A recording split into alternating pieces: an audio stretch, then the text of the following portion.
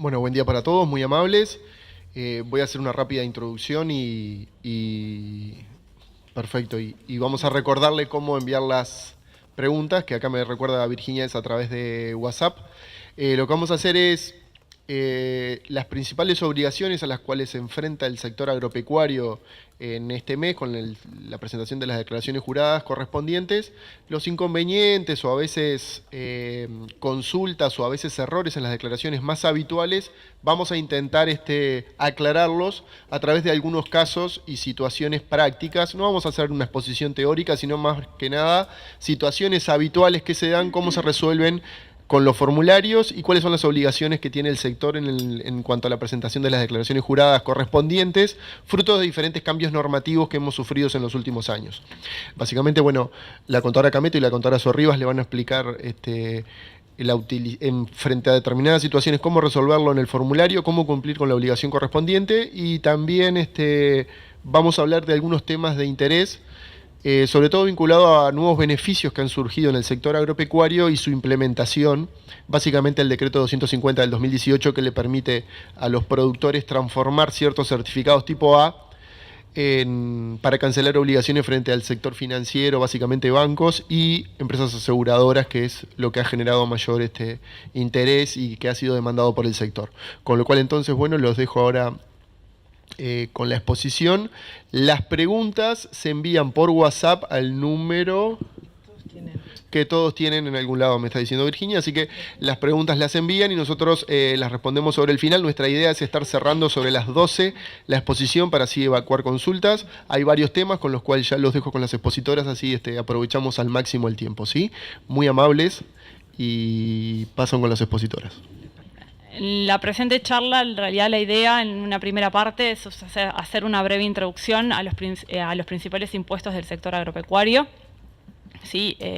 Fundamentalmente el IRAE, el IMEVA, el IVA y el impuesto al patrimonio.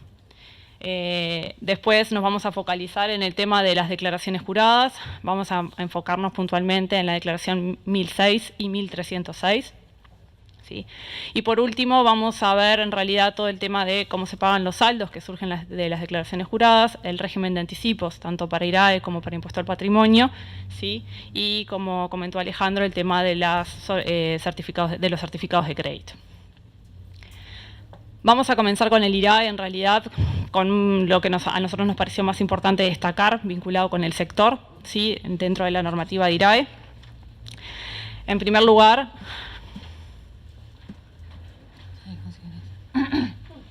el artículo 3 del título 4 en realidad y el artículo 4 del decreto 150 definen el concepto de qué se entiende por actividad agropecuaria.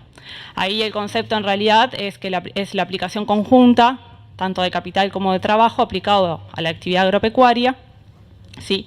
Destinada a obtener productos primarios, vegetales o animales.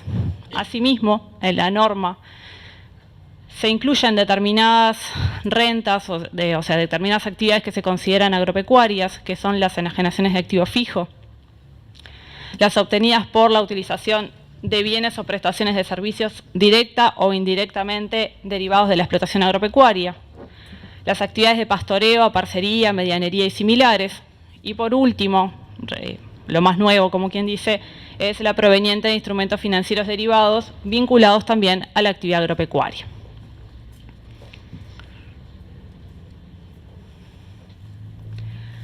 El artículo 4 del decreto 150 nos define qué se entiende por explotación agropecuaria y nos dice que es aquella que está destinada a obtener productos animales o vegetales, tales como, y cita algunos ejemplos, como por ejemplo la cría y engorde de ganado, la producción de lanas, ¿sí? La producción agrícola, frutícola, entre otras. Se excluyen de estas actividades agropecuarias, del concepto de explotación agropecuaria, lo que es la manipulación o transformación que importen un proceso industrial, excepto aquellos que sean necesarios para la conservación de esos bienes primarios.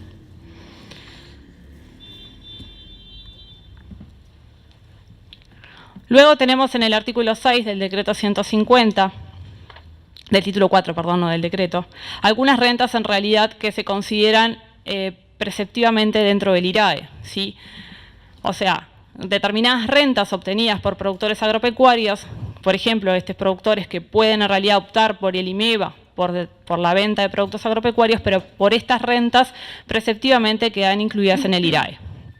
Estas rentas van a ser, de vuelta repetimos, las enajenaciones de activos fijos, las derivadas de los servicios de parcería, medianería, pastoreo y similares, los servicios agropecuarios prestados por los productores y las provenientes de instrumentos financieros derivados.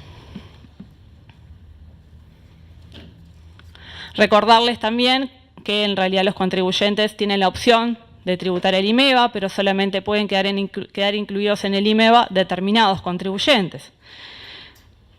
Podrán hacer uso de la opción de IMEVA por la venta de productos agropecuarios, las sociedades comprendidas en la Ley de Sociedades Comerciales, con exclusión de las sociedades anónimas y las sociedades en comandita por acciones, las sociedades y las asociaciones agrarias y las sociedades civiles con objeto agrario, las sociedades de hecho y las sociedades civiles que estén comprendidas en el numeral 8 del artículo 3 del título 4 y otras que realicen actividad agropecuaria que no están mencionadas en el artículo 3 en el literal A del artículo 3 del título 4. Pero para ello, para poder optar por el IMEVA, en realidad, por las ventas de productos agropecuarios, en realidad tienen que cumplir determinadas condiciones. Por ejemplo, en realidad es que los ingresos que hayan obtenido, ¿sí?, por las ventas de productos agropecuarios y otras rentas, excluidas las enajenaciones de activo fijo, sean inferiores a 2 millones de unidades indexadas en el ejercicio anterior. Y asimismo, que cuando realicen la explotación que realicen o las explotaciones que tengan, en realidad, al inicio del ejercicio, no superen las 1.250 hectáreas índice CONIAT 100.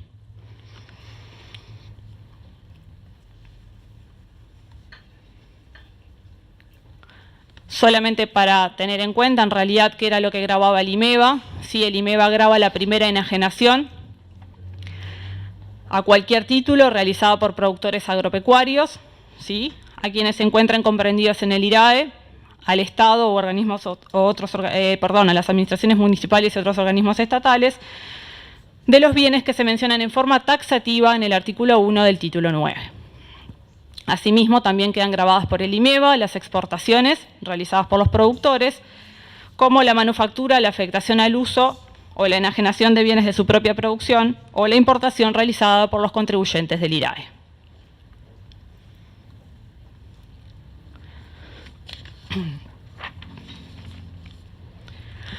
Recordarles también, en realidad, el hecho de optar por IRAE o optar por IMEVA, que la opción de IMEVA se considera con la no presentación de la declaración jurada del IRAE. O sea, que el contribuyente que pretende quedar incluido en el IMEVA, por el solo hecho de no presentar la declaración jurada de IRAE, en realidad queda incluido en el IMEVA.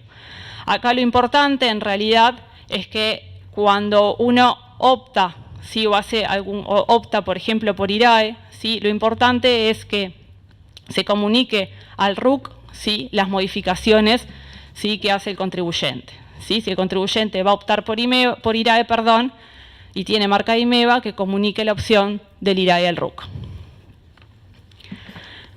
Y lo otro importante es que una vez que se realiza la opción del IRAE, en realidad se tiene que permanecer en el IRAE por 3 ejercicios.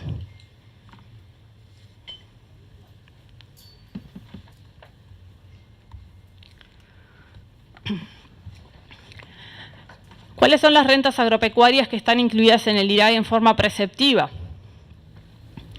Son aquellas obtenidas por los sujetos comprendidos en los numerales 1 y 4 a 7 del literal A del artículo 3 del título 4, es decir, las obtenidas por las sociedades anónimas, sociedades en comandita por acciones, establecimientos permanentes de entidades no residentes, entes autónomos y servicios descentralizados, los fondos de inversión, ¿sí?, y los fideicomisos.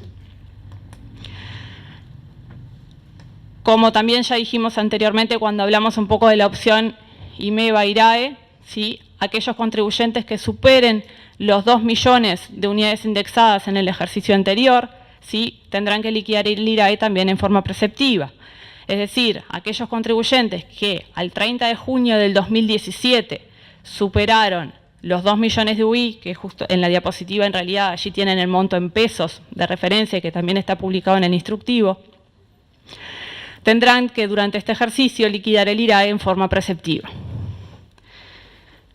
También quedan comprendidas en el IRAE aquellos que al inicio del ejercicio, o sea que el 1 de julio del 2017, realizaban explotaciones en predios superiores a 1.200 hectáreas índice CONEAT 100, 1.250 hectáreas índice CONEAT 100, ¿sí? La cantidad de hectáreas consideren que es siempre al inicio del ejercicio. También van a quedar comprendidas en el IRAE las rentas obtenidas por contribuyentes del IMEVA, ¿sí? Derivadas nuevamente de las ventas de activo fijo, de servicios agropecuarios, de aparcerías, medianerías y pastoreos, ¿sí? Y de instrumentos financieros derivados, siempre que superen las 300.000 unidades indexadas. Por último, también quedan comprendidas en el IRAE, ¿sí? Las agroindustrias, ¿sí? Siempre que cumplan determinadas condiciones que establece la norma, a modo de ejemplo, que los ingresos que provengan de la actividad industrial superen el 75% del total de los ingresos. Allí les dejamos dos consultas que nos parecieron importantes considerarlas, o sea, tenerlas en cuenta. Por ejemplo, el caso de la consulta 5080 hace referencia al tema de los bosques, ¿sí? Y particularmente al cómputo de las 1.250 hectáreas CONEAT 100. Sí, es una empresa en realidad que tiene bosques, ¿sí? Cuyas rentas iban a estar exoneradas de IRAE, y la explotación la realizaba en un predio superior a 1.250 hectáreas. Entonces lo que preguntaba era si para el cómputo de las hectáreas, por más que iba a tener rentas exoneradas, iba a tener que liquidar el IRAE. O sea, en forma preceptiva. Y la respuesta de la administración fue que sí. Sí, no importa que las rentas que se obtengan sean por bosques que se encuentran exonerados, sino que como la explotación es en más de 1.250 hectáreas y índice CONEAT 100 al inicio del ejercicio, queda incluido en forma preceptiva en el IRAE. Hoy hablábamos de que cuando el contribuyente toma la opción de IRAE lo comunica en el RUC.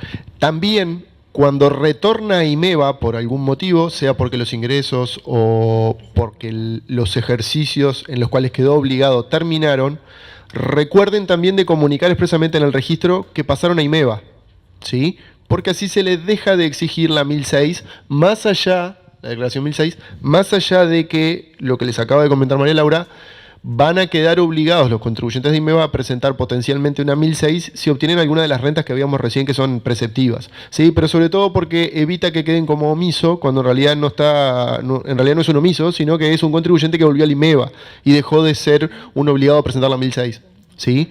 Pero sí eventualmente podrá presentar la 1006 si obtiene, no sé, rentas vinculadas a activos fijos o que superen las 300.000 UI, ¿sí? Muchas gracias. Vinculado, sí, o sea, vinculado con el IRAE, se consideran rentas exoneradas las obtenidas por los contribuyentes de IMEVA, ¿sí? Que obtengan rentas derivadas de enajenaciones de activo fijo, pastoreos, aparcerías, medianerías y similares, servicios agropecuarios, ¿sí? Instrumentos financieros derivados, siempre que no excedan las 300.000 unidades indexadas, ¿sí? Al cierre del ejercicio. Acá después vamos a ver que cuando veamos las declaraciones juradas es que por más que estas rentas se encuentran exoneradas por estar por debajo de las 300.000 UI, les vamos a exigir que presenten las declaraciones juradas correspondientes.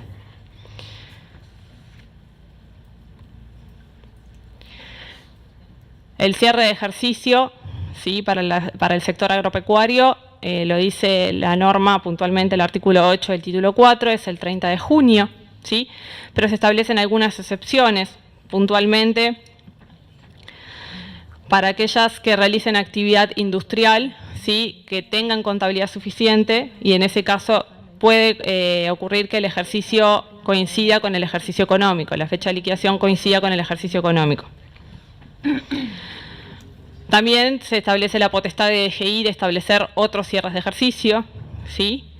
Y después lo importante a tener en cuenta es para aquellos contribuyentes que tienen rentas agropecuarias y otras que no son agropecuarias, tener en cuenta la resolución 2062 del 2008, ¿sí? Que se viene postergando todos los años, ¿sí? Y para este ejercicio aplicamos la 6111 del 2017.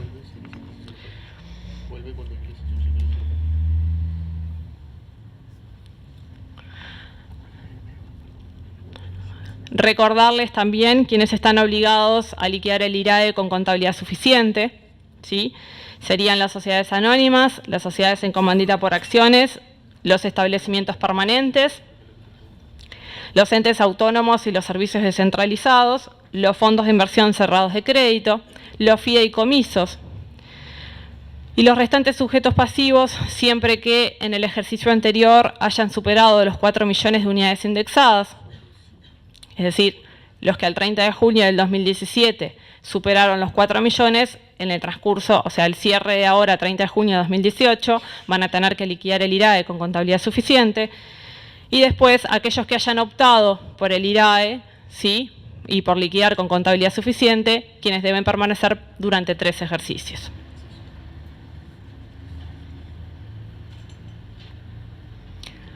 Ahora pasamos al impuesto al patrimonio. Bueno, ahora vamos a hacer unos breves comentarios referidos al impuesto al patrimonio que aplica a las explotaciones agropecuarias. Quería aclararles a todos que las transparencias van a estar subidas en la página web. Vi alguno ahí sacando fotos. Van a estar en la tarde seguramente, disponible para todos. Bueno, como ustedes recordarán, existió una exoneración genérica para el patrimonio afectado a explotaciones agropecuarias, que a partir del 2013 queda derogada con la entrada en vigencia de la Ley 19.088. Las modificaciones que esta ley introduce quedan incorporadas al título 14, que está reglamentado actualmente por el Decreto 30 del 2015. Bueno, vamos a ver los principales conceptos. Voy a ser bastante breve en la introducción teórica porque después vamos a ver un ejercicio donde se explican como los aspectos claves de estas modificaciones. Así que bueno, para hablar de sujetos pasivos del impuesto al patrimonio nos vamos a remitir al artículo 1 del título 14. En este caso vamos a encontrar a los contribuyentes de IRAE, ya sea los de literal A, que son contribuyentes de IRAE por forma jurídica, y a quienes realicen explotaciones agropecuarias, tal como lo hemos definido, de acuerdo al literal B del artículo 3 del título 4. Quedan comprendidos dentro de estos contribuyentes aquellos que hicieron la opción de tributar el IMEVA. Además van a ser sujetos pasivos del impuesto al patrimonio las personas jurídicas uruguayas que se redomiciliaron en el exterior, y los entes autónomos y servicios descentralizados que están mencionados en el literal D del artículo 1 del decreto 30. Además, van a ser contribuyentes del impuesto al patrimonio las personas físicas, los núcleos familiares y sucesiones indivisas por el patrimonio que tengan indirectamente afectado a la explotación, y las personas jurídicas no residentes, contribuyentes del IRNR. Quedan excluidos las asociaciones y las fundaciones. Una vez definidos los sujetos pasivos del impuesto al patrimonio, es importante hablar del aspecto temporal del hecho generador, es decir, cuándo van a liquidar el impuesto. Para esto, en realidad, es necesario tener un concepto de fondo, que es el de la vinculación que ese patrimonio va a tener en relación a la explotación agropecuaria propiamente. Y ahí, bueno, vamos a clasificar a los contribuyentes como los que explotan directamente y los explotadores indirectos. Los primeros, o sea, los que tienen patrimonio afectado directamente a una explotación agropecuaria, van a liquidar al 30 de junio, y los que son indirectamente al 31 de diciembre. En medida que, bueno, no liquidaren por contabilidad suficiente, se puede habilitar otro cierre, que eso tiene relación con el artículo 8 del título 4, y ahí, bueno, nos vamos a la definición de ejercicio económico. En realidad, al día de hoy existe una exoneración que está plasmada en el artículo 38 del título 14. Van a estar exonerados aquellos contribuyentes que verifiquen que sus activos, valuados de acuerdo a esta norma, sean inferiores a 12 millones de unidades indexadas. El valor de la unidad indexada en realidad va a ser el correspondiente a la fecha de determinación, que más adelante vamos a ver que puede ser determinada por la situación individual del contribuyente o eventualmente por la de la UEA. De acuerdo a este artículo 38, en realidad vamos a definir inicialmente si el contribuyente está gravado por impuesto al patrimonio o exento. Además, esta evaluación va a determinar cuál es la alícuota de la tasa del impuesto que se le va a aplicar. y nos va a determinar la alícuota para la sobretasa del impuesto. En principio, este artículo 38 es como una puerta de entrada, ¿sí?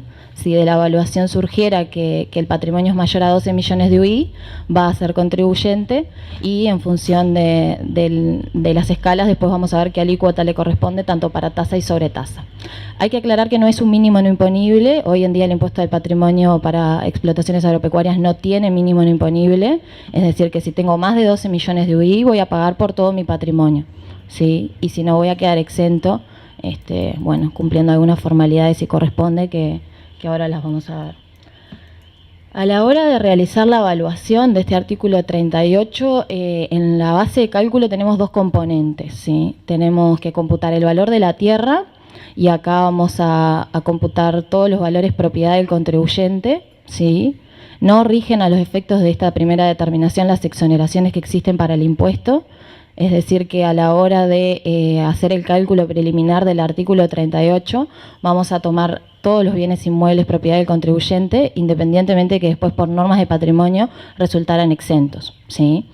El valor que vamos a tomar es el valor de catastro, establecido para el año 2012, y se va a ajustar, tal como lo indicamos acá, por el IPPN agropecuario, ¿sí? Nosotros les dejamos el índice por ahí. El índice está disponible en el instructivo del formulario 1006, lo dejamos ahí a la vista. Con ese índice vamos a ajustar entonces el valor real de catastro que tomamos en la liquidación del año anterior, ¿no? Nos estamos basando en la liquidación del 2017 y lo ajustamos a 2018. Además del valor de los inmuebles rurales propios, vamos a tomar un ficto del 40% calculado sobre ese valor, que corresponde a los bienes muebles y semovientes de la explotación. Este ficto tiene la particularidad que va a ser tomado tanto por quien realiza la explotación como por el propietario. Es decir, que si se diera el caso donde el que explota no es el propio dueño, ¿sí? Van a tomar las dos partes el 40%, ¿sí? El dueño va a tomar del predio va a tomar el 40% por la explotación que realiza el tercero y el tercero porque lo explota, ¿sí?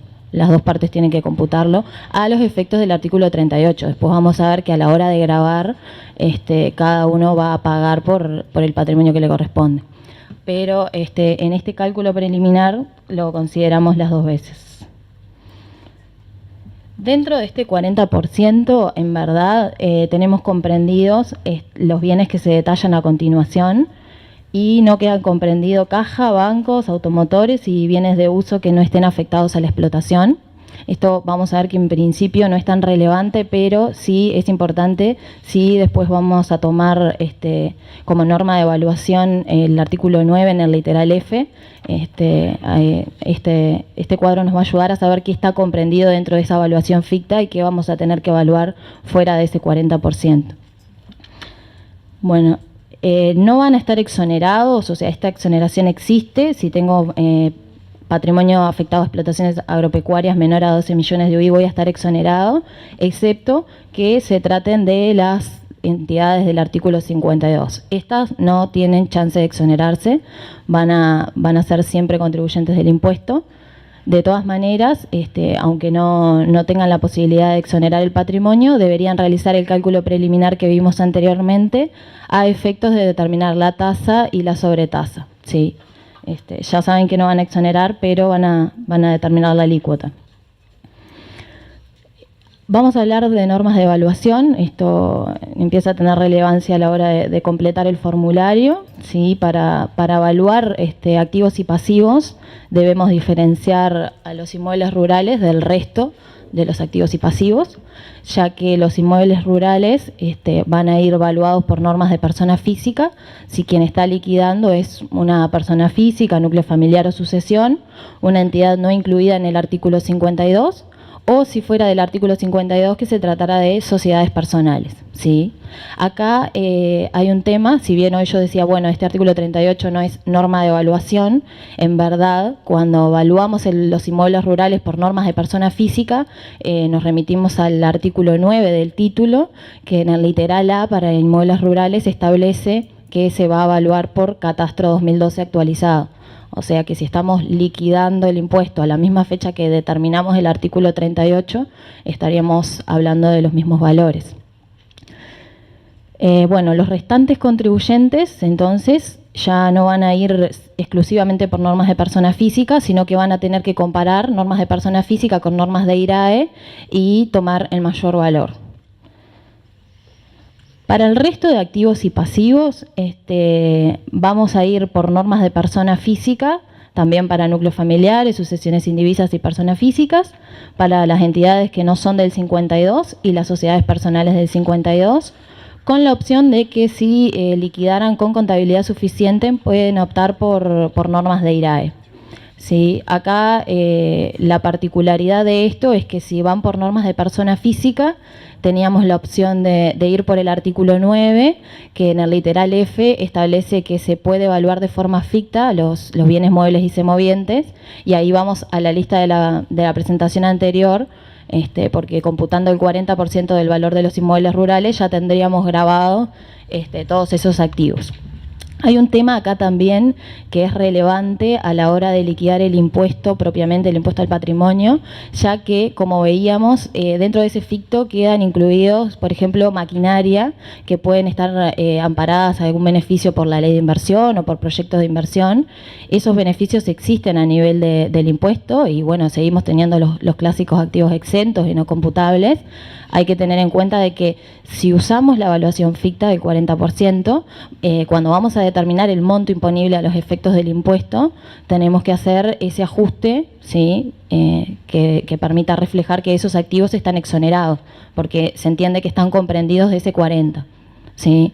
Cuando ajustamos, la salvedad es que ese ajuste no puede superar el propio ficto del 40 que computamos. Es decir, si yo tengo un ficto, no sé, de 10.000 pesos por 40% sobre el valor de los bienes inmuebles, no puedo hacer un ajuste de bienes exonerados de más de 10.000 pesos. ¿Sí? No puedo tener un ficto negativo, digamos. Y bueno, el resto de los contribuyentes no tienen opción, para el resto de los activos y pasivos van a ir por normas del IRAE. ¿Sí? La alícuota del impuesto es el 1,5%, existiendo actualmente para las explotaciones agropecuarias una alícuota reducida del 0,75%, que vamos a ver que aplica para aquellos que tienen patrimonio determinado de acuerdo al artículo 38 que sea menor a 30 millones de unidades indexadas. Tenemos bueno, una sobretasa que es bastante particular, en realidad lo que busca es darle progresividad al impuesto, establece determinadas categorías. Igual que para el impuesto no hay mínimo no imponible, el contribuyente cuando hace la determinación inicial o eventualmente la determinación de la UEA, si existiera, va a determinar una categoría de sobretasa y le va a aplicar esa alícuota a todo el patrimonio. ¿Sí? No, en sí el impuesto no es progresivo, la tasa es una. Bueno, excepto que tuviéramos una UEA y ahí eventualmente podríamos tener distintas alícuotas de sobretasa, pero en principio la sobretasa individual va a ser una. Para la sobretasa, una aclaración, no aplican las exoneraciones que existen a nivel del impuesto. La única exoneración que se mantiene vigente a los efectos de la sobretasa es la que tiene que ver con los beneficios de la ley de inversión, la ley 16.906, y los obtenidos mediante la presentación de proyectos de inversión. Así que a la hora de liquidar hay que tener en cuenta que de tener otro tipo de activos exentos hay que realizar un ajuste previo al monto imponible para gravar esa parte por sobretasa solamente, no por impuesto.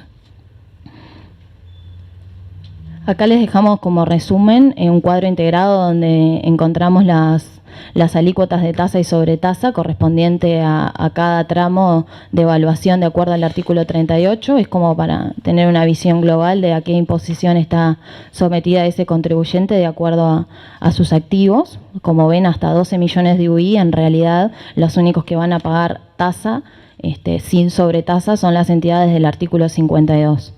Y bueno, de ahí en adelante se pueden visualizar todas las combinaciones.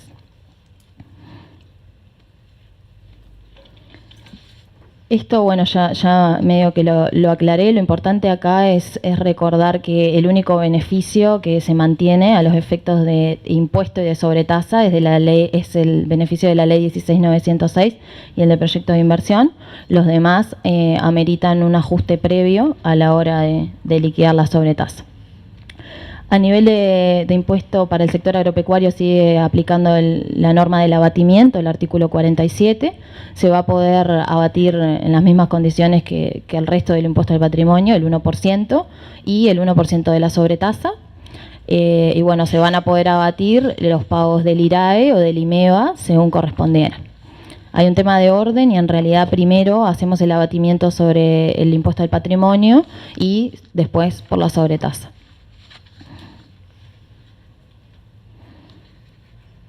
Quienes no pueden aplicar el abatimiento, los que ya sabemos, los del artículo 52, acá no hay ninguna particularidad. Si tuvieran el capital parcialmente al portador y parcialmente nominativo, pueden abatir en proporción. Eso no cambió para las normas de los agropecuarios. Bueno, con respecto a la UEA, lo importante destacar es que la UEA no es sujeto pasivo del impuesto al patrimonio, sino que lo que determina la UEA es si aplica o no la exoneración del artículo 38. A ese patrimonio se le aplica la exoneración del artículo 38 que comentó Valeria recién, ¿sí? Y determina la alícuota para la sobretasa.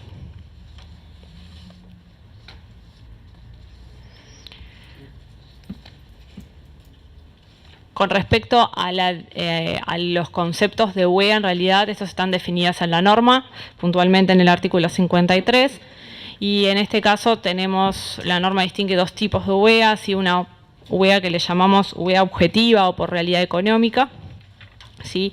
Que dice que cuando los titulares de los activos afectados a explotaciones agropecuarias respondan a un interés común, ¿sí? Y evidencien la existencia de una unidad económica administrativa con independencia de la forma jurídica que adopten, ¿sí? Con respecto al interés común, la propia norma menciona que existan situaciones basadas en el control o en la influencia significativa, ¿sí? La definición de este tipo de UEA es una definición que la tiene que hacer el contribuyente de acuerdo a la realidad económica.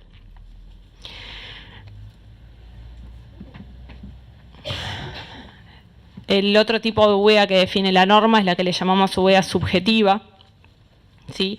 O por forma jurídica, que acá quedan comprendidas o quedan definidas como unidades económicas administrativas, las sociedades civiles y los condominios que no sean sujetos pasivos del impuesto, que sean titulares, por supuesto, de activos afectados a explotaciones agropecuarias, y los cónyuges, siempre que cada uno sea titular de activos afectados a explotaciones agropecuarias. Con respecto a los cónyuges, no importa en realidad que tengan separaciones de bienes o capitulaciones matrimoniales, ¿sí? Sino que van a configurar igual una UEA.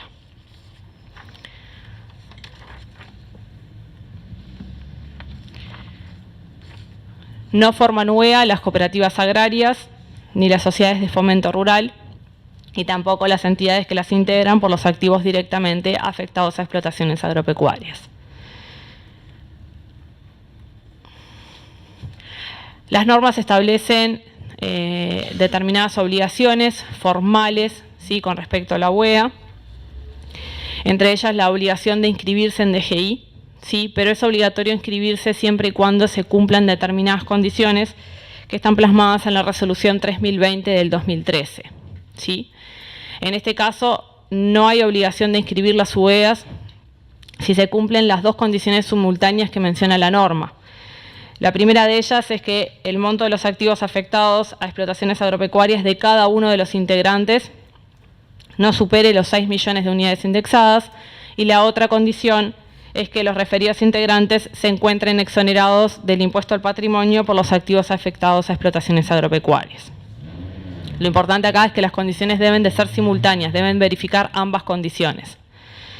Y después otra obligación formal que se establece es el hecho de presentar, en caso de configurar una UEA, presentar la declaración jurada, ¿sí? Que es una declaración meramente informativa, que después la vamos a ver, que es el formulario 3600.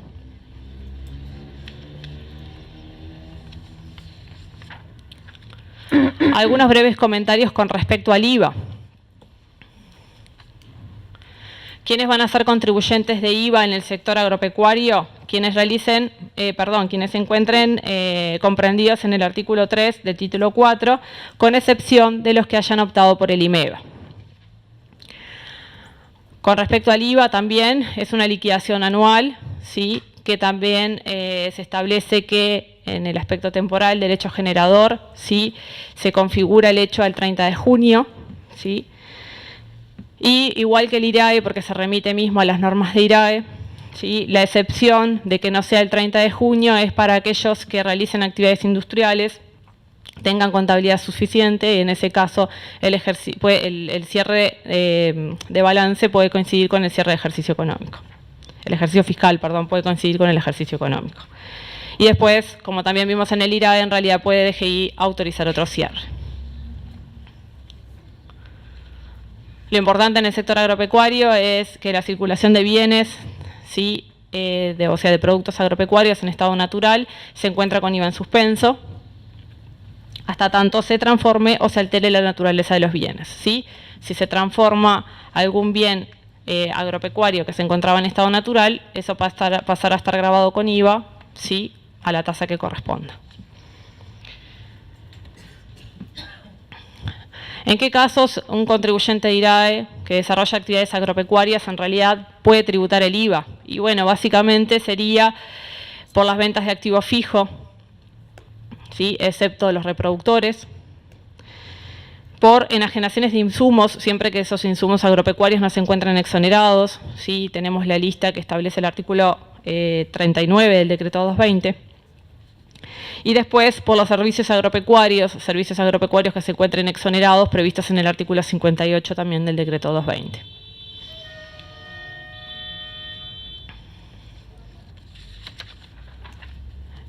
Es importante recordar cuáles son los servicios agropecuarios que se encuentran exonerados. Básicamente son los servicios de pastoreo, aparcería, medianería, capitalizaciones, campos de recría y actividades análogas. Y después, a partir de julio del 2014, se incluyeron también la prestación de servicios agropecuarios por introducción de colmenas, ¿sí? Todo lo que está vinculado con el tema de la miel.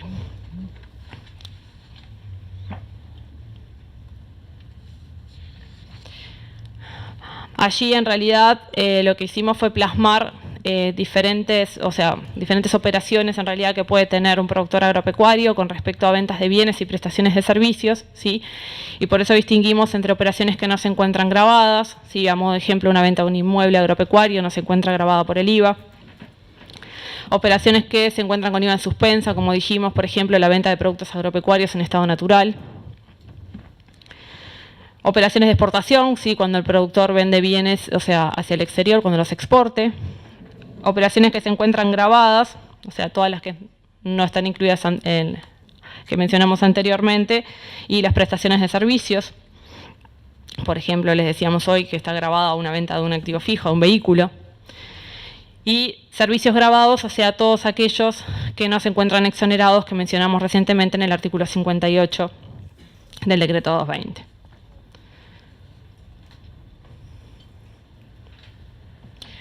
Otra cosa que nos pareció importante recalcar es el tema del no cómputo del crédito fiscal en el caso del IVA.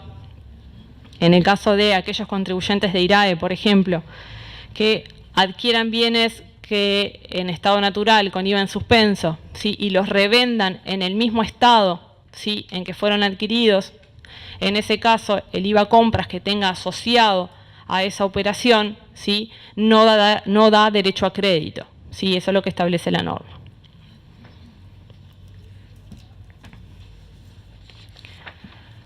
Otro tema recurrente y que a nosotros nos preguntan bastante, en realidad es el tema del IVA del gasoil.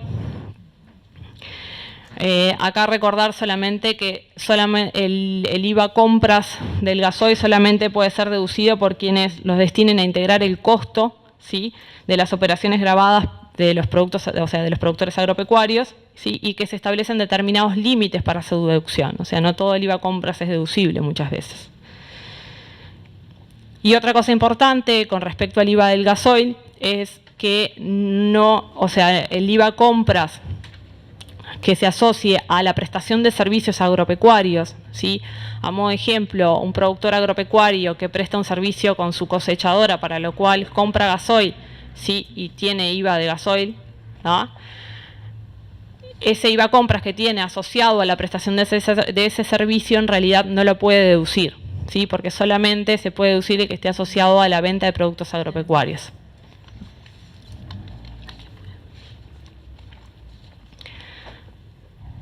Acá en realidad lo que hicimos es recordarles nuevamente que tiene un límite y establecer cuáles son los límites que se establecen en función de las ventas de productos agropecuarios. Por cada venta de producto agropecuario, ese es el límite para la deducción del gasoil, del IVA compras de gasoil.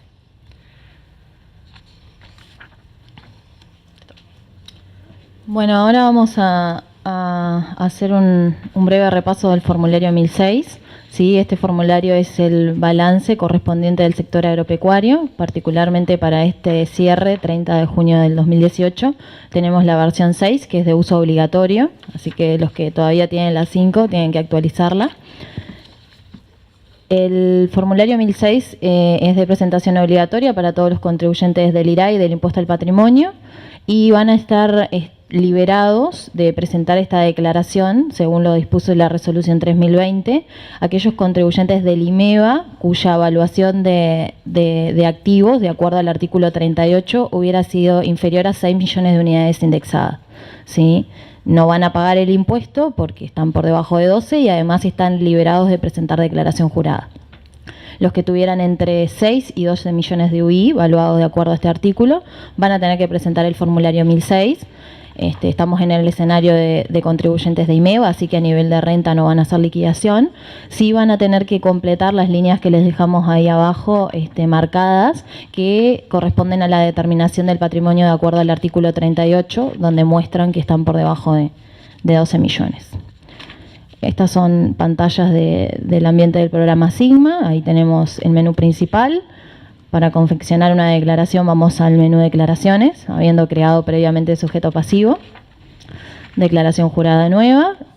Y al momento de seleccionar el formulario 1006 vamos a poder hacerlo como declaración con movimiento, sin movimiento, o reliquidación si correspondiera ajustar una original. Las opciones son contribuyentes de IRAE, para quienes liquidan propiamente el IRAE, contribuyentes de IMEVA con IRAE preceptivo, que serían aquellos que tuvieron, por ejemplo, la venta del activo fijo, que tienen que declarar en este formulario. Y además IMEVA con impuesto al patrimonio. IMEVA con impuesto al patrimonio van a ser los contribuyentes que mencionábamos recién, los que están entre 6 y 12, que están obligados a hacer la determinación. Vamos a tener como anexo el formulario 271, que es para la evaluación de semovientes. Si liquida IRAE real, va a confeccionar ese formulario además. La de liquidación, bueno, puede ser real o ficta y con contabilidad suficiente o sin. Acá en esta presentación les queremos hacer referencia a la información que tenemos disponible en nuestra página web. A los efectos de la liquidación siempre recomendamos el uso del instructivo para el sector agropecuario, que ya está publicado en la página principal. Además tenemos en herramientas información de uso frecuente, hay una carpeta en el menú de áreas de actividad, hay una carpeta que se llama sector agropecuario, donde se encuentra toda la información relacionada al IRAE y al impuesto al patrimonio, además de los formularios, las preguntas frecuentes y demás. Así que todo lo que tenemos para ofrecerles para agro está ahí. En esta presentación le dejamos la lógica del cálculo del formulario. Si bien lo van a ir viendo panel a panel, esta sería como la suma algebraica que realiza el formulario 1006 a los efectos de llegar al resultado fiscal del ejercicio. Cada línea tiene anotado el código además correspondiente al formulario. No vamos a ver normas de evaluación porque, por un tema de tiempo además y de complejidad no se podría dar en tan corta charla, pero todo lo que tiene que ver con la evaluación está en el instructivo, está claramente explicado, y además todo lo que tiene que ver con fictos, los valores de la resolución y demás está todo disponible ahí. Una vez realizado el cálculo para determinar el resultado fiscal del ejercicio, si tenemos un resultado fiscal positivo, podemos aplicar a nivel de renta la exoneración del artículo 53 del título cuarto, y ahí llegaríamos aplicándole a ese monto imponible, aplicándole la alícuota del 25%, llegaríamos al IRAE del ejercicio, que es lo que vamos a encontrar en el Código 340. Luego de haber determinado el IRAE, vamos a disminuir los beneficios que pudiéramos aplicar en caso de que correspondiesen a proyectos de inversiones o a inversiones en comprobantes fiscales electrónicos. Se van a restar los anticipos del IRAE que se pagaron o se compensaron en el formulario 1306, las retenciones o los pagos de IMEVA, y se va a poder trasladar del formulario 1306 el crédito de IVA que correspondiera hasta la concurrencia con la compensación del IRAE. Es decir, si tenemos crédito de IVA en el formulario 1306, podemos usar ese crédito, la norma permite usarlo para bajar el IRAE, no para el impuesto al patrimonio. Por lo tanto, si el crédito de IVA supera la compensación de IRAE, ese excedente se tiene que solicitar mediante la presentación del programa Delta con origen formulario 1306. Y bueno, vamos a obtener en este caso, en la línea 344, un saldo a pagar, que después vamos a explicar de qué forma se paga, o eventualmente un crédito que se solicitará luego con la aplicación Delta. Acá tenemos los paneles de trabajo, básicamente para una liquidación real. Aclaramos lo de las pérdidas fiscales, ya que de acuerdo a la resolución 2062, los contribuyentes que tienen actividad agropecuaria y actividad de industria y comercio están habilitados a hacer una liquidación separada, es decir, liquidar la renta de industria y comercio por el 248 o 49 y la renta agropecuaria a través del formulario 1006. Eso hace como dividir la liquidación, y eventualmente si uno de los dos giros tuviera pérdidas fiscales, se podría llegar a compensar se puede compensar en el otro giro. Así que ahí les dejamos marcadas en qué líneas movemos las pérdidas fiscales de un giro al otro, ¿sí? Acá les mostramos en la pantalla del formulario donde se encuentran las líneas, y ahora vamos a ver un poco a grandes rasgos la liquidación ficta en el mismo formulario. Bueno, con respecto a la liquidación del IRAE ficto en el formulario 1006, ¿sí? Acá recordar un breve esquema de liquidación del impuesto, ¿sí? En lo que es la liquidación ficta. En primer lugar, se consideran las ventas agropecuarias por la tasa máxima legal del IMEVA. Acá lo importante es que la tasa legal, ¿sí? La que está establecida en el título, no es la que está establecida en el decreto, incrementada en un 50%. Porque esto es importante porque el tratamiento es diferente con respecto a los anticipos. De todas formas, el formulario 1006, cuando se ingresan las ventas de productos agropecuarios, ya está precargado, ¿sí? Para que en realidad ya aplique la tasa máxima legal. Ahí en realidad tenemos la determinación del impuesto por la venta de productos agropecuarios, y para las restantes rentas derivadas de la explotación agropecuaria tenemos que aplicar el artículo 64, que dice que se aplicará la escala intermedia, en este caso el 36%, ¿sí? Se van a poder deducir únicamente 11 bases fictas de contribución por mes, ¿sí? Eso me va a dar el monto imponible, y ahí solo aplicamos el 25% para determinar el IRAE por las restantes rentas. Allí en realidad se exponen los paneles de trabajo, ¿sí? Cuando uno ingresa al Sigma en lo que es la liquidación ficta.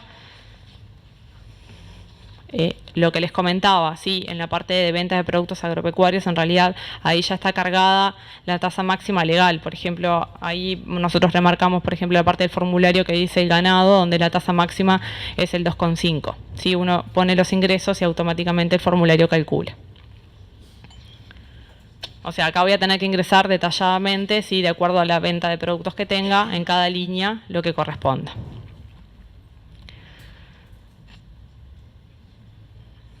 Después tenemos las ventas de activo fijo, ¿sí? Afectados a la explotación agropecuaria.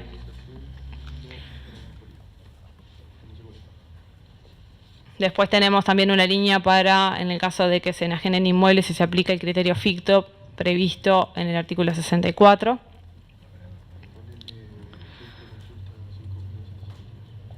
las restantes rentas agropecuarias, ¿sí? Donde ingresamos ahí ya el 36% de las restantes rentas.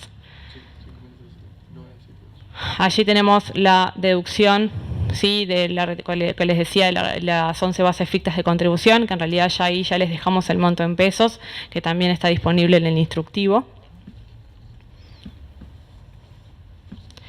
Y después pasamos a la DJ de IMEVA con IRAE preceptivo.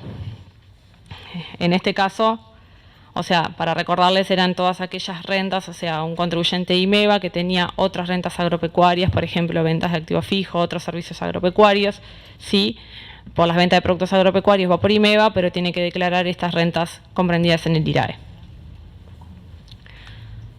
Allí tenemos los ingresos por una línea específica para ingresos por parcerías, medianería, pastoreos, medianerías y similares. Y después, algo importante, en realidad, ¿se acuerdan que habíamos dicho que para el IRAE estas rentas podían estar exoneradas si no superaban las 300.000 unidades indexadas? Sí, el formulario tiene previsto una línea en esta opción de IMEVA con IRAE preceptivo para ingresar, ¿sí? Estos ingresos, ¿sí? En la línea 555. Recuerden que es obligatorio presentar, aunque no superen las 300.000 unidades indexadas, es obligatorio presentar en caso de obtener este tipo de rentas, es obligatorio presentar la declaración jurada 1006 y la 1306.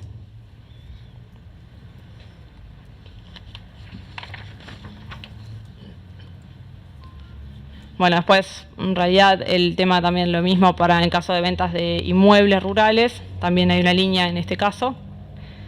Y bueno, por último, con respecto a la liquidación del IRAE, ya en los paneles finales, sí, tenemos los beneficios por exoneración, los beneficios fiscales para el IRAE, o sea, los previstos en el decreto 455 del 2007, el decreto 2 del 2012 y el decreto 143 del 2018.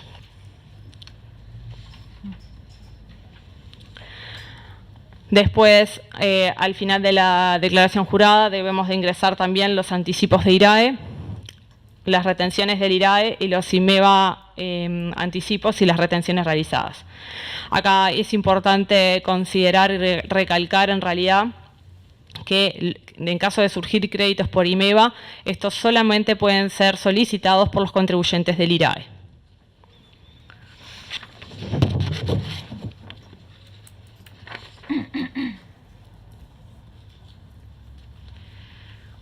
Y por último, el tema del traslado del IVA, cuando surge crédito de la declaración jurada de IVA y lo quiero trasladar a la DJ 1006, solamente se tiene que ingresar el IVA compras que se vaya a compensar en el IRAE. ¿Tá? Incluso después en la DJ 1306 tenemos dos líneas, una que es la que se traslada y otra para pedir en caso que surgiera crédito de la 1306. Y acá lo importante también es recordarles que solamente se puede compensar la parte del IVA, ¿sí? Que se traslada al IRAE y que no se puede trasladar más de ese IVA, ¿sí? No se puede compensar en realidad con el impuesto al patrimonio. Es solamente el IVA que se traslada, es solamente para compensar con el IRAE, no con el impuesto al patrimonio.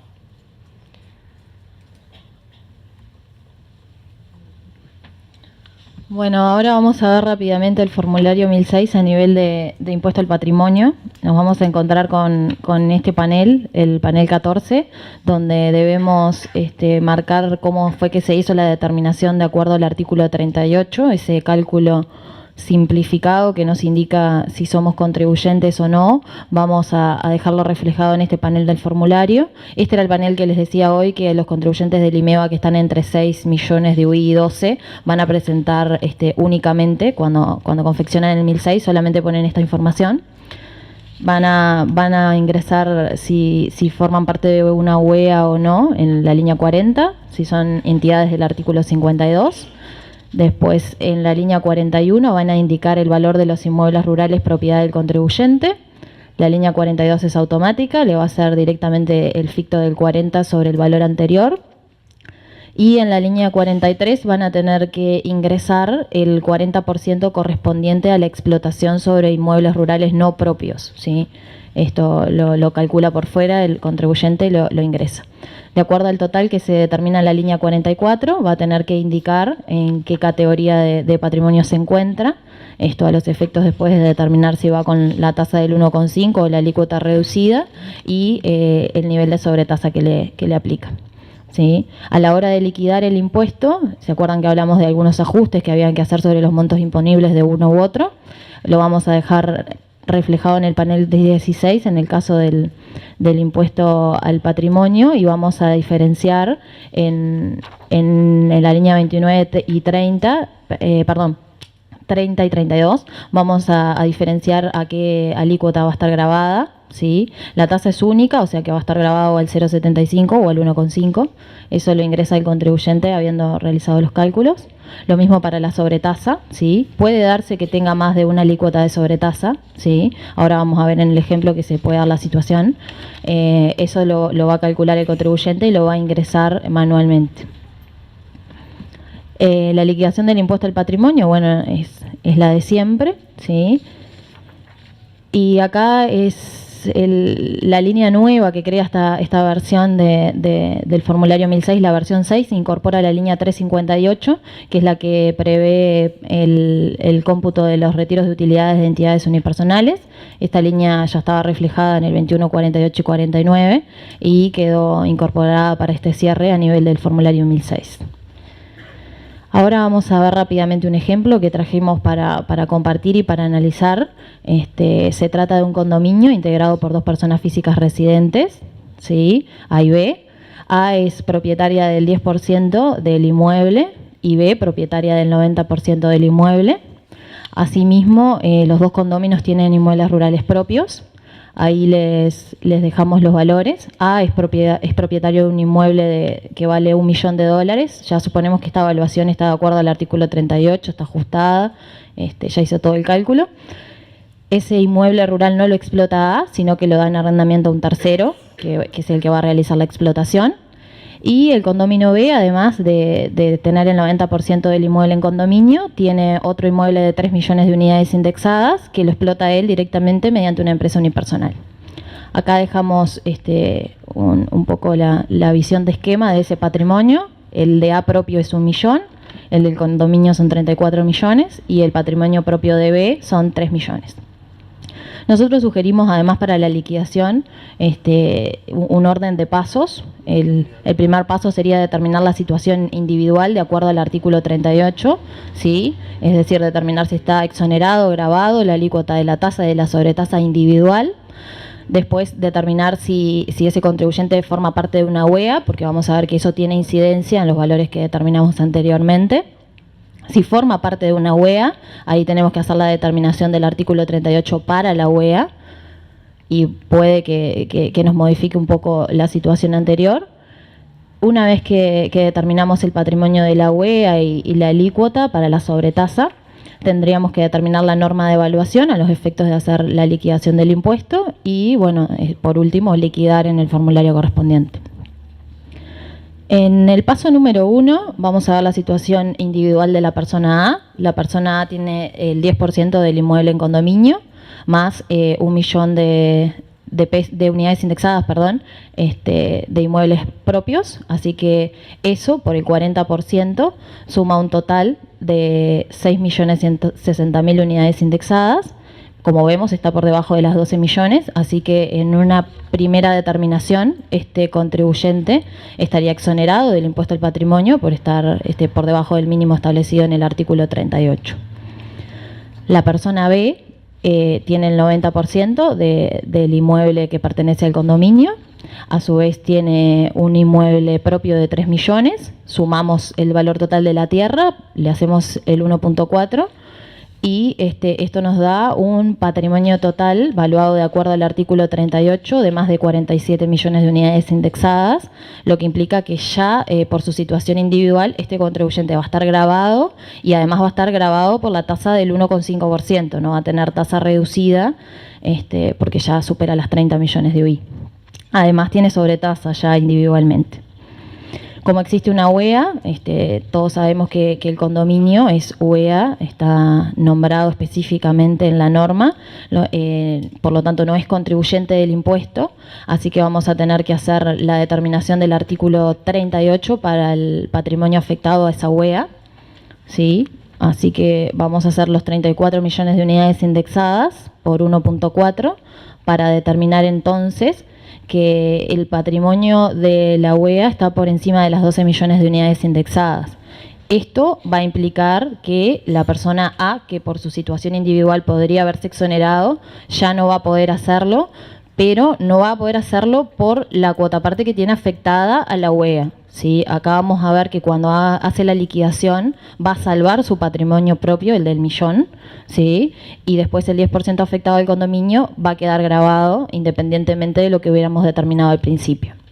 Además, el artículo 38 de la UEA, determinado sobre los valores de la UEA, nos va a determinar una sobretasa, ¿sí?, del 1%, está entre 30 y 60 millones, así que la cuota parte de esos condóminos que está afectado a la UEA, independientemente de su situación individual en principio, va a estar grabada por una sobretasa del 1%, ¿sí?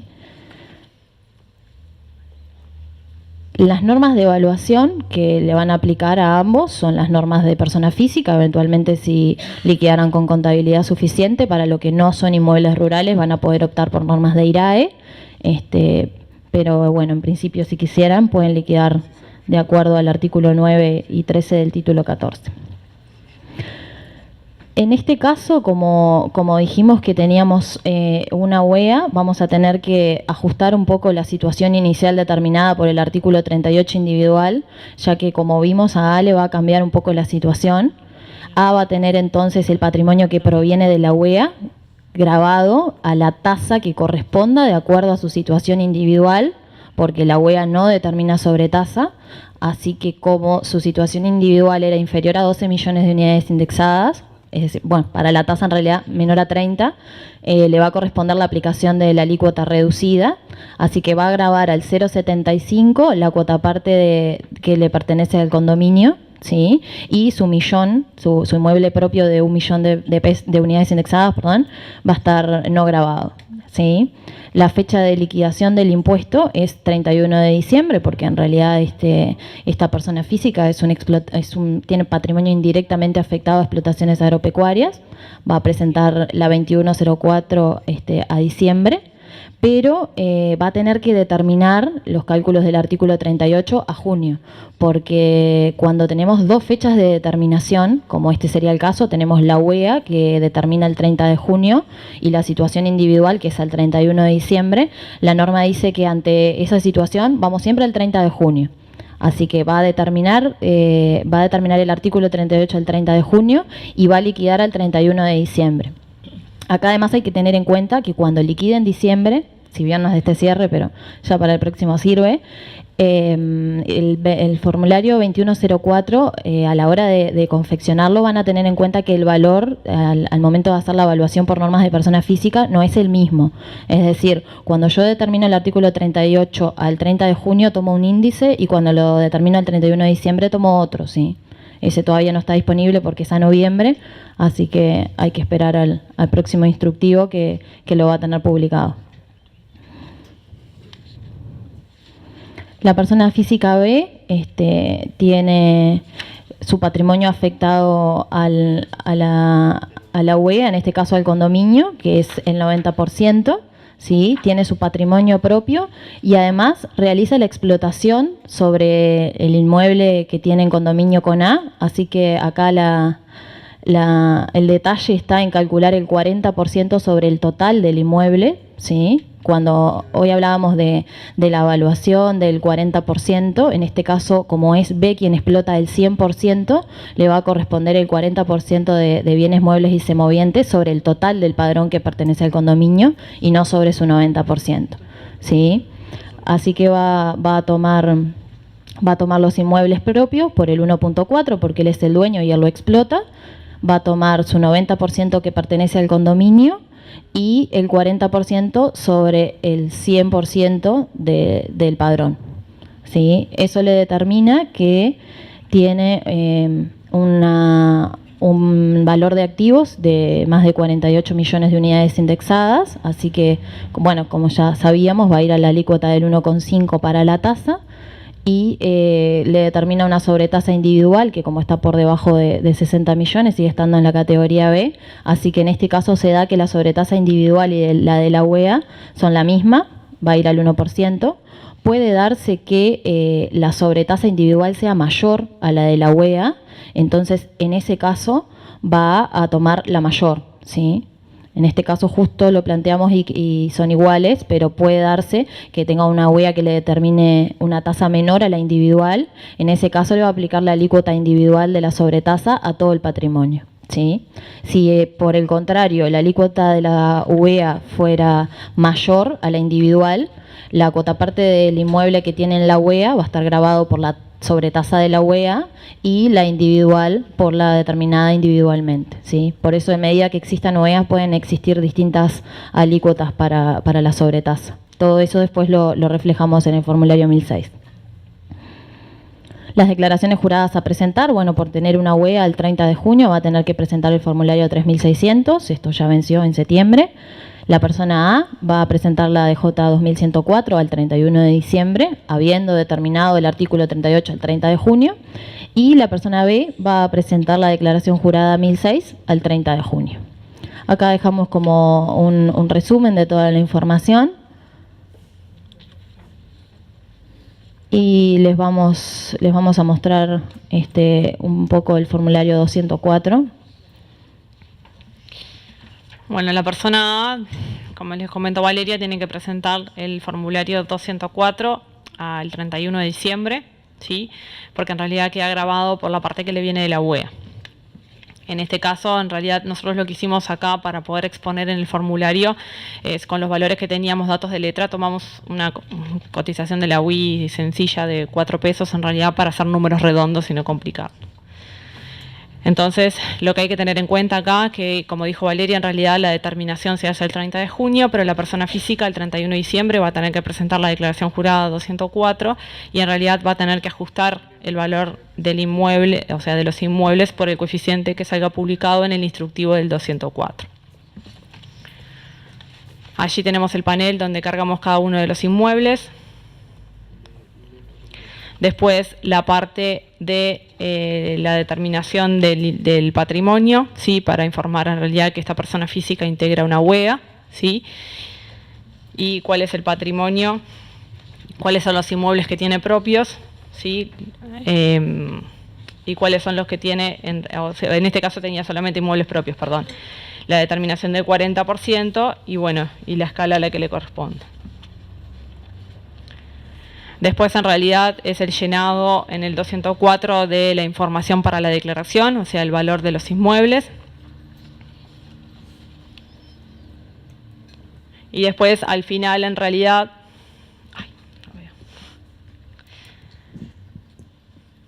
Como les comentó Valeria, en realidad, esta persona física quedaba grabada por ese patrimonio que le venía de la UEA, quedaba grabada por la sobretasa, ¿sí? Entonces, en la parte de la sobretasa quedaba grabada al 1%, entonces por lo tanto la línea que dice patrimonio grabado al 1%, ahí tengo que ingresar manualmente, ¿sí? Lo que le vino ajustado. Bueno, después esto es la liquidación, en realidad estos son todos cálculos automáticos que hace la aplicación. Con respecto a la persona B, ¿sí? Que va a presentar la declaración jurada 1006 al 30 de junio, ¿tá? En este caso también, lo mismo que ya vimos cuando vimos el formulario, acá solamente con los datos y tomando también la cotización de la UI de 4 pesos, ¿sí? Decir que es una integrante de la UEA y acá la persona B va a tener que informar cuáles son los inmuebles rurales propios, o sea que serían el inmueble de los 3 millones que tiene bajo su propiedad, más el 90% que tiene como propietario en el condominio de la UEA. Después, el otro 10% restante, en realidad, que sería el 10% que le corresponde a la persona A, ¿sí? Como B explotaba todo el inmueble propiedad del condominio, ¿sí? Tiene que incluir también esa parte.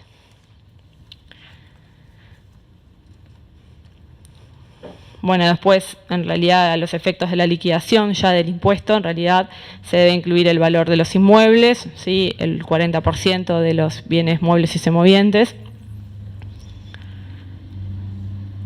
Se determina el patrimonio fiscal y bueno, en este caso, como dijimos, B va a estar grabado por una tasa del 1,5 más la sobretasa, ¿sí?, del 1%. Entonces, en la parte de la tasa ya lo vamos a cargar el patrimonio fiscal en la tasa del 1,5,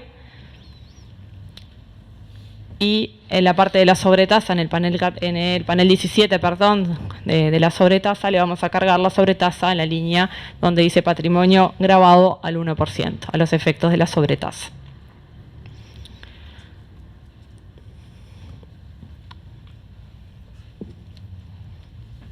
Bueno, ahora vamos a ver rápidamente el formulario 1306, ¿sí? También en el ambiente del programa Sigma. La versión vigente es la 2, es la misma de la liquidación anterior. Esta liquidación es para contribuyentes no sede, que liquiden IVA del sector agropecuario. Se podría presentar anual o eventualmente trimestral o provisoria. La opción a marcar es IRAE, IMEVA o IMEVA con IRAE preceptivo, en las mismas condiciones que ya lo explicamos para la 1006. Vamos a ingresar las ventas, como las comentó María Laura hoy más temprano, en función de acuerdo a cómo estén grabadas, de exportación, IVA en suspenso, percibido, tasa mínima o básica. Vamos a tener la liquidación del IVA propiamente, de acuerdo a la estructura de ingresos y de ventas, y de IVA compras. Y esto nos va a determinar un crédito a solicitar, que eventualmente si hubieran presentado provisoria se va a ver disminuido por las solicitudes previas. O bueno, va a determinar un excedente en el caso de que fuera IVA compras y no se pudiera solicitar. Acá tenemos la estructura de las ventas, por un tema de las compras, por un tema de tiempo no nos vamos a detener en esto. Sí, acá es importante destacar que la lógica del formulario 1302 es una lógica de débito-crédito, es decir, que si eventualmente el IVA les diera a pagar, lo van a tener que declarar como pagado, independientemente de que este IVA se liquida de forma anual. Vamos a tener que declarar que el impuesto ya está pago porque es un tema de validación, o sea, después el IVA se paga de forma anual, no lo pago mensualmente, independientemente de que sea no sede, porque el IVA agro tiene prevista esa excepción. Acá vamos a mostrar un poco los anticipos que se hicieron, tanto para el IRAE como para el IVA y para el patrimonio. Además de hacer la liquidación del IVA, tenemos que exponer los anticipos. Vamos a tener la línea 504 acá en el panel 9, que es la línea que hoy comentaba María Laura para trasladar el crédito al formulario 1006 con las apreciaciones que ya hicimos. Y la línea 505, que es la que va a permitir hacer solicitud de crédito si correspondiera, de acuerdo después al procedimiento de certificado, que ya todos me imagino que manejan. Además está disponible toda la información en nuestra web. En herramientas, información de uso frecuente, tenemos un cuadro que nos indica con qué documentación hacemos la solicitud de crédito. En el caso del IVA agropecuario se va a solicitar con un procedimiento de asimilado exportador. Ahí tenemos toda la documentación que tenemos que presentar. Además, después al final lo dejamos por escrito. Vamos a ver ahora rápidamente un ejemplo para manejar un poco el tema del tipo de gravamen sobre ingresos y el cómputo del IVA de compras. María Laura ahora les va a explicar. Bueno, en este breve ejemplo y bastante simple en realidad, que lo que queremos hacer es llevarlo también, como hicimos con la parte de patrimonio, llevarlo a la declaración jurada 1306. Se trata de un contribuyente de IMEVA que obtiene, además de las ventas de productos agropecuarios, obtiene ingresos por ventas de activo fijo, y de servicios agropecuarios. Obtuvo los siguientes ingresos que se exponen allí, o sea, tuvo venta de productos agropecuarios, por los cuales es contribuyente de IMEVA, ventas de activo fijo y servicios agropecuarios grabados, a modo de ejemplo, en realidad, el tema de los servicios de cosecha, ¿sí?, que se encuentran grabados. Tiene un IVA de ventas de 132.000 en el ejercicio, tiene también ingresos por prestaciones de servicios agropecuarios que se encuentran exentos, los que vimos previstos en el artículo 58 del decreto 220, IVA compra directo a operaciones exentas y el IVA compras indirecto. Acá en realidad vamos a ver en la declaración jurada 1306 que lo que son las ventas de productos agropecuarios no se exponen en la declaración en realidad, porque por esos ingresos, como están comprendidos en el IMEVA, no se es contribuyente de IVA. Pero sí, como tenemos un IVA compras indirecto general, sí, a toda la actividad de la empresa, tenemos que hacer el prorrateo del IVA compras indirecto. A los efectos de hacer el prorrateo, en realidad el formulario no está previsto como, al no ingresar los ingresos, o sea, no tener que declarar esos ingresos, en realidad, de la venta de productos agropecuarios, en realidad el prorrateo del IVA indirecto lo tiene que hacer cada uno en sus papeles de trabajo, ¿sí? Entonces, ahí recurrimos a nuestros papeles, en realidad, para hacer el prorrateo. Allí lo que hicimos es, bueno, prorrateamos el IVA compras indirecto para ver en realidad, bueno, qué parte del IVA es deducible y qué parte no queda no deducible y que no va en la declaración jurada. Decíamos, o sea, calculamos en función de la estructura de ingresos, teníamos un IVA compras indirecto de 800.000, por lo tanto, solamente va a poder considerar como IVA compras grabado, ¿sí? el de que esté asociado en realidad a la venta de activos fijos y los servicios agropecuarios grabados. El resto en realidad constituye una pérdida. Como dijimos, en realidad, en este caso tenemos un IVA ventas de 132.000, derivado de la venta de activos fijos y los servicios grabados, ¿sí?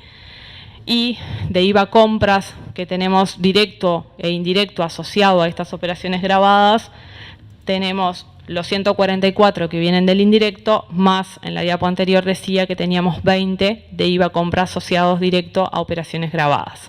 Por lo tanto, en este caso, este contribuyente tiene un IVA compras superior al IVA ventas, ¿sí? Derivado de estas ventas grabadas.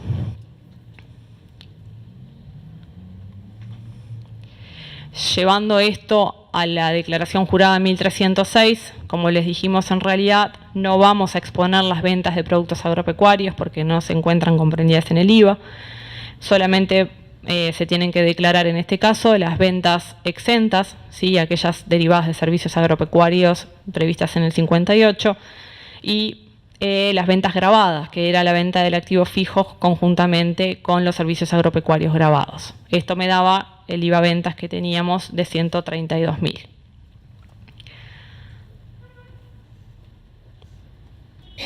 Acá en realidad lo que tengo que hacer es asociar, ¿sí? Directamente el IVA, o sea, con el cálculo que ya hice, cargar el IVA compras asociado a cada tipo de operaciones. En este caso tengo cargado allí 266 que corresponden o sea, asociado a ventas no grabadas, que serían los 216 del prorrateo, ¿sí? Del cuadrito, y 50 que decía la letra, que era el IVA compras que tenía asociado a operaciones exentas. Y después allí abajo están como ven, allí abajo están los 132, ¿sí? No. No. Da igual, lo mostramos ahora. Sí, a los efectos de ver la liquidación, ¿sí? De la liquidación del impuesto, vemos que automáticamente el formulario tomó los 132 de IVA ventas, ¿sí? Y los hasta 132 de IVA compra, eso lo cargamos nosotros, ¿sí? Porque el formulario en realidad no tiene una línea que en el caso de que exista excedente por IVA compras, ¿sí? Asociado a operaciones grabadas, como sí tenemos en los otros formularios que nos permite trasladarlo y después tomarlo, por ejemplo en el 278, en el caso del 1306 no hay una línea que permita traspasar el crédito excedente por IVA compras, ¿sí? Entonces lo que tienen que hacer en realidad es hacer como una especie de cuenta corriente por fuera de la declaración jurada, ¿sí? En donde los excedentes que vayan quedando lo van a ir arrastrando para las liquidaciones siguientes.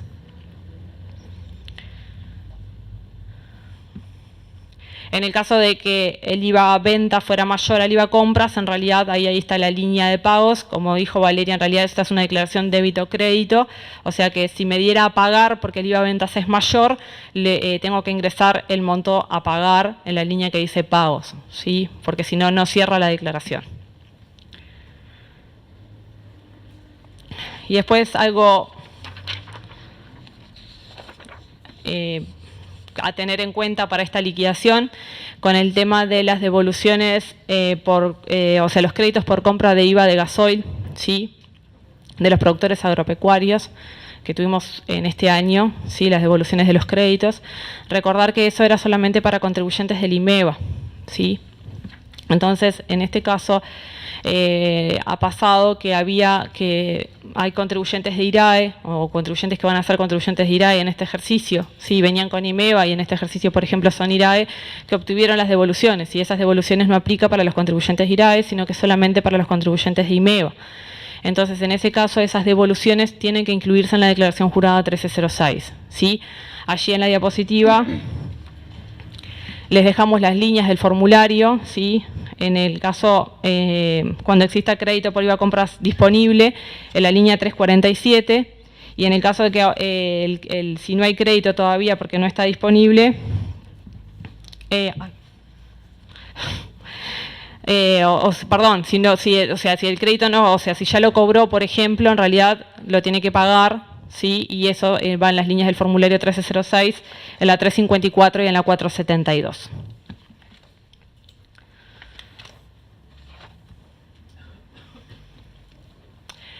Recordar, sí, la declaración jurada 1306 es exclusivamente para contribuyentes que estén comprendidos en el grupo no sede. ¿Qué es lo que ocurre con los contribuyentes que están en sede? Los contribuyentes que están en sede tienen que presentar mensualmente la DJ 276, ¿sí?, y pagar, en caso de corresponder, el IVA que les corresponda, ¿sí? En el caso de los anticipos de IRAE e impuesto al patrimonio, que después vamos a ver su forma de cálculo, que les dieran a pagar en alguna de esas declaraciones mensuales, lo tienen que hacer con un boleto de pago de no sede, ¿sí?, con los códigos en realidad del sector agropecuario.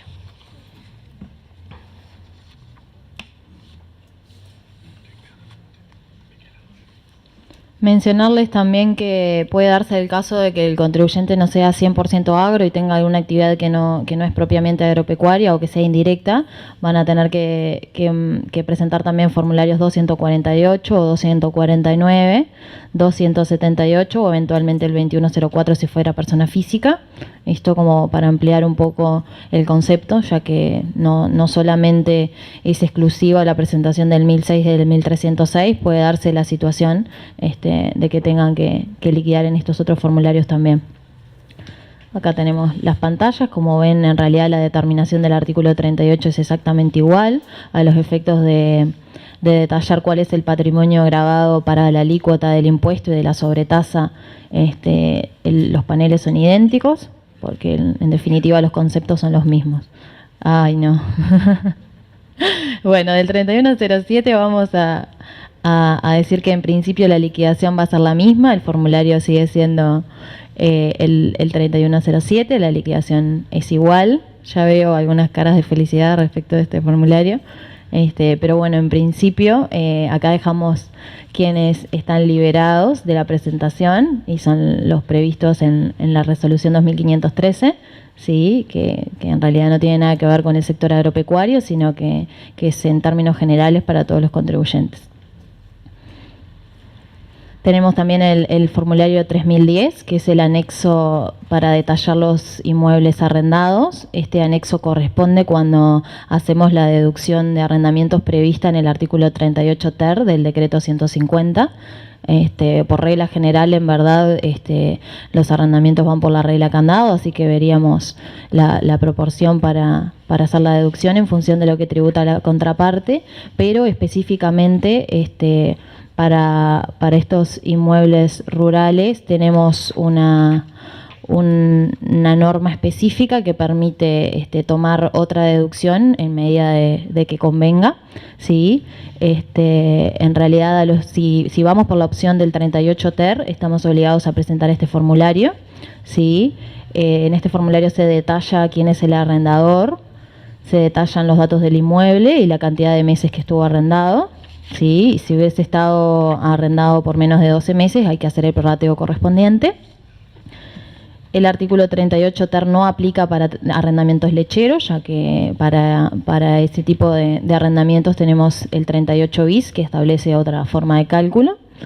Acá dejamos un ejemplo a los efectos de visualizar el tope del 38 TER, que no está texto expreso en la norma, por eso no nos pareció relevante dejarlo plasmado con un caso práctico.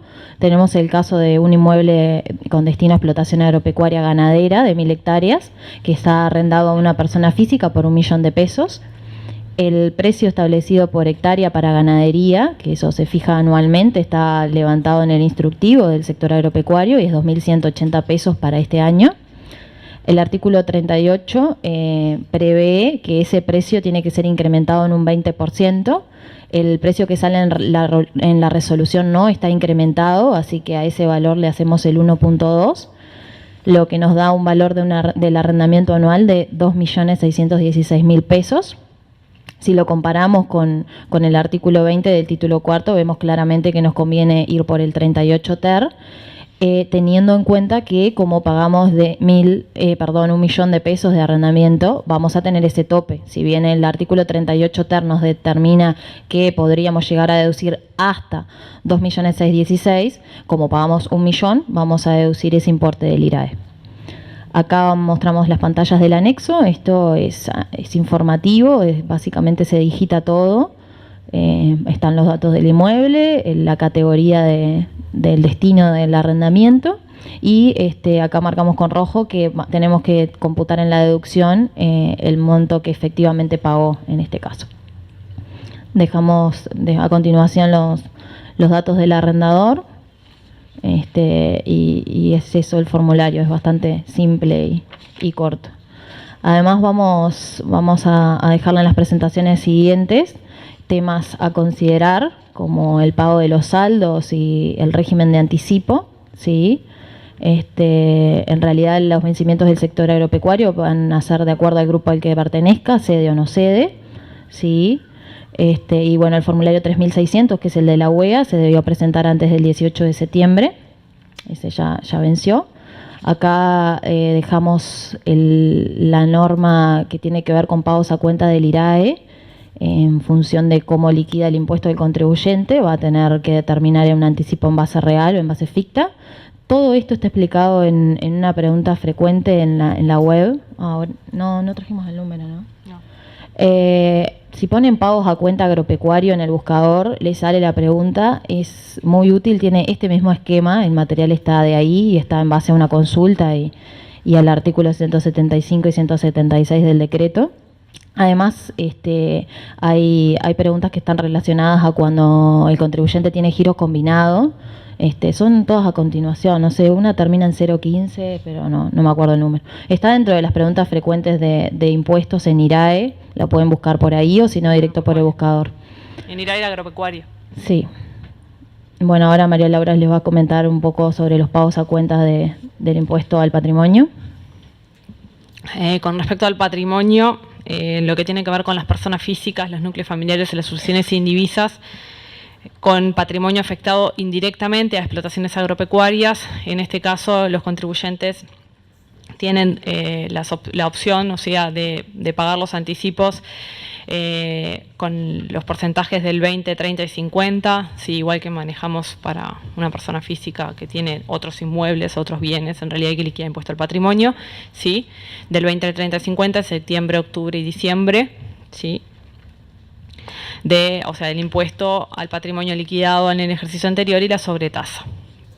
Después también tiene la opción de hacer un único anticipo del 80%, que en realidad se paga en el mes de diciembre, ¿sí? Y el saldo restante abonarlo en el mes de febrero, presentar la declaración y abonarlo en el mes de febrero.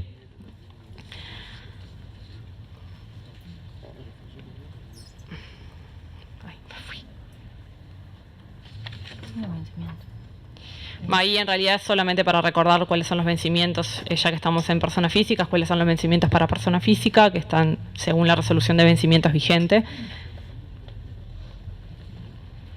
Para los restantes contribuyentes, en este caso,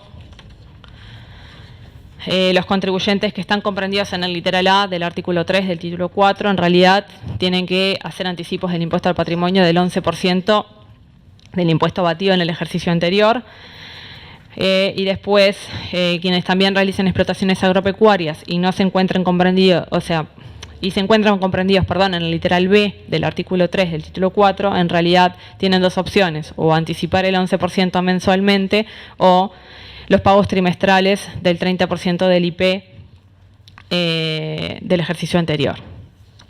O sea que serían los pagos trimestrales similares en realidad y los vencimientos son similares a los trimestrales de IRAE. Con respecto a estos anticipos trimestrales, sí, considerando que es una fecha, o sea, considerando que en su mayoría todos tienen fecha 30 de junio, este es un pequeño cuadro en realidad que resume en realidad cuál es el mes de cargo y cuál es el mes en que se tiene que pagar los anticipos trimestrales en el caso del IRAE y el impuesto al patrimonio. Digo que a nosotros es una pregunta bastante frecuente en realidad cuando van a pagar los anticipos correspondientes. Sí, porque la resolución habla de que los pagos trimestrales se tienen que hacer en el quinto, en el octavo, en el 11º y el segundo mes del ejercicio. Entonces, para aclarar un poquito, en realidad, cuándo es el quinto, cuándo es el octavo, cuándo es el 11º y el segundo, en realidad les dejamos este pequeño cuadro de resumen para que vean en realidad cuál es el mes de cargo y cuál es el mes de pago. Allí en realidad lo que tienen en realidad son los códigos de los impuestos, ¿sí? En el caso de que dice agro mensual, recordar que, o sea, anticipos de IRAE mensual en el agro no hay, en realidad son los anticipos de impuesto al patrimonio, pero está todo metido en el mismo combo, ¿sí? Bueno, están todos los combos con cada uno de esos códigos correspondientes. Para los contribuyentes en realidad que presentan con explotación indirecta, que presentan el 248 o el 249. Los códigos en realidad en el caso de patrimonio persona física, ¿sí? Los códigos del impuesto.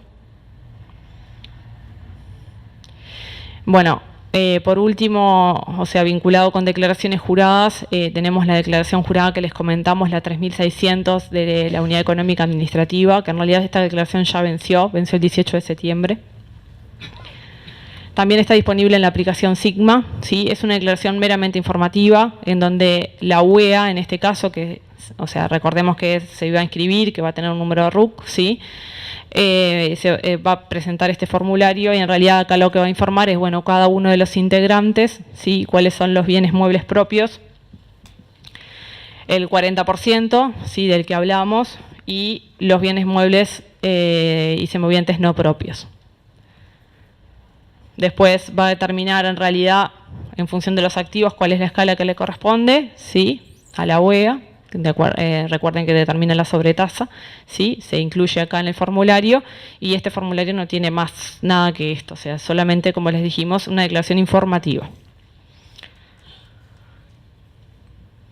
En el caso de solicitudes de certificados de crédito, sí, que surjan de algunas de estas declaraciones juradas, por ejemplo de J1006 o la de J1306, las solicitudes de certificados de crédito se tienen que hacer en la aplicación Delta, los formularios como siempre 217 y 218. Bueno, van a tener que anexar, si surgen de las declaraciones juradas, la DJ de donde surge el crédito, si es la 1006, la 1006, si es la 1306, la 1306. ¿Sí?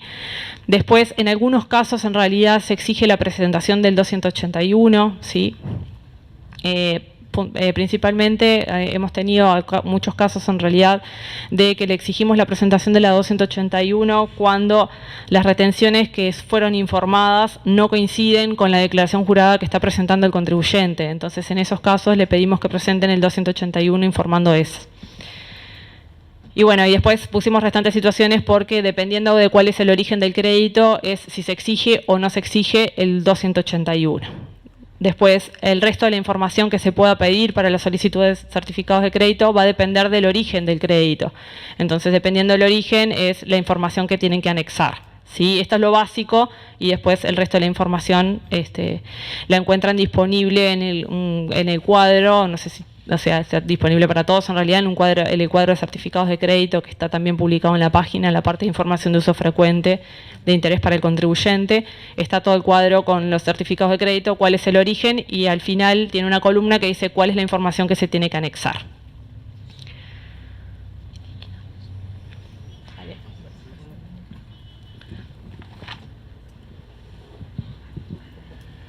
Bien, por último, el último tema que vamos a ver va a ser lo vinculado al nuevo beneficio que surgió para el sector agropecuario, que es el decreto 250 del 2018.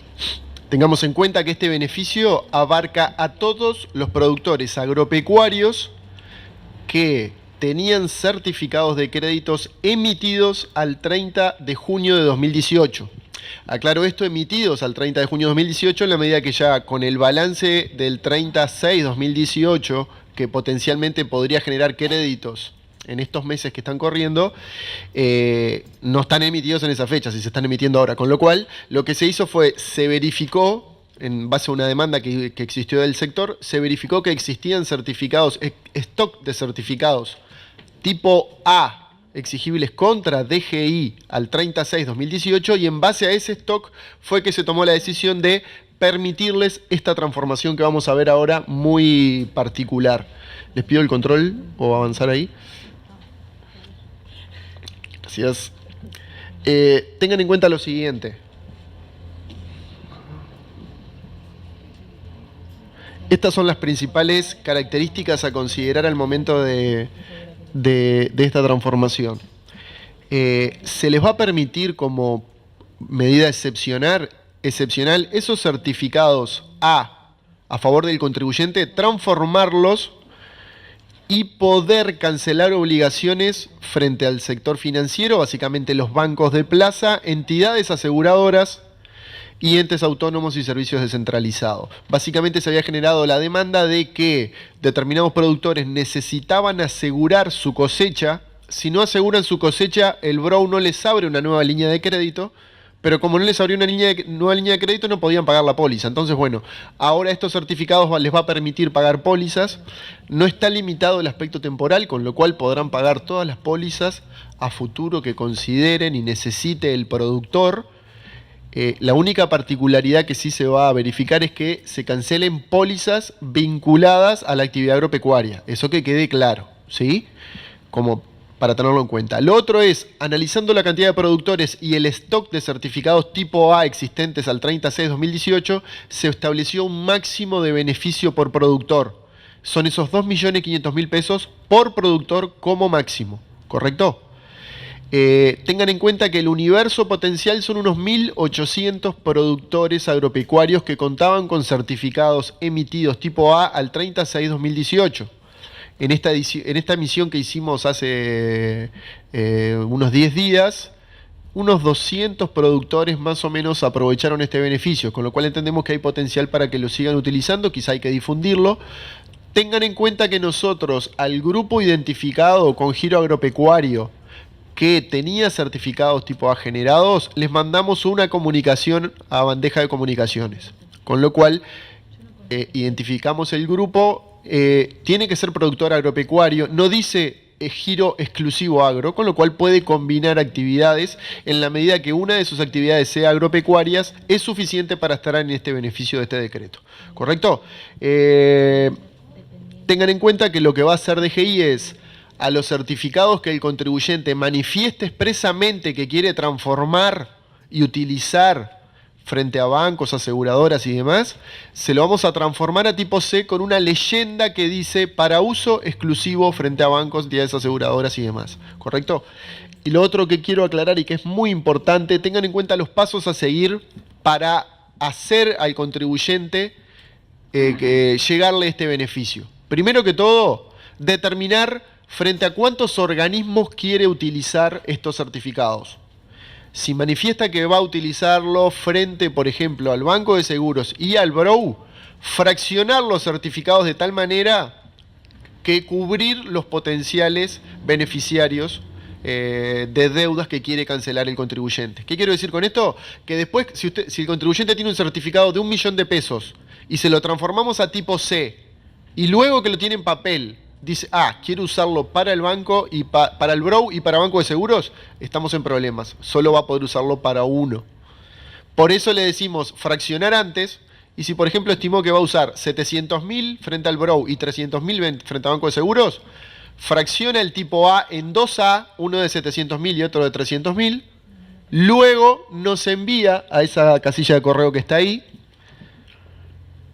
le da salida a Excel en el formato de certificados electrónicos, envía solo los que quiere transformar a tipo C, y lo que hacemos todos los meses, en el entorno del 12 de cada mes, recopilamos todas las solicitudes enviadas a ese mail, las procesamos y en el entorno del 24 de cada mes se emiten en papel certificados tipo C, que lo otro importante, al momento de retirarlos, lo mismo que opera para todas las solicitudes de retirar certificados tipo C, tiene que tener el CBA vigente el contribuyente, tiene que tener el certificado único vigente al momento de retirar los certificados. ¿Dónde se envía? Al domicilio, si se fijan ahí, al domicilio constituido o localidad más cercana, dependiendo en el caso del interior, que me imagino que hay muchos contribuyentes con este beneficio en el interior.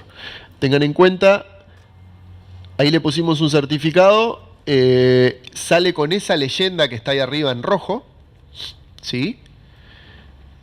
Y de esa manera, los únicos que van a poder utilizar en las cajas de DGI estos certificados son bancos, aseguradoras o entes autónomos y servicios descentralizados.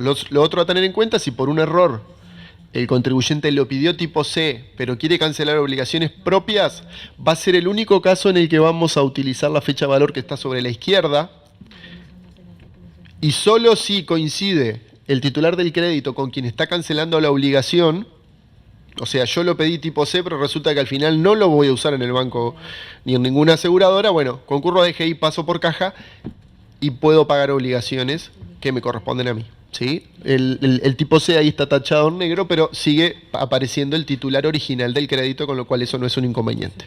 ¿Correcto?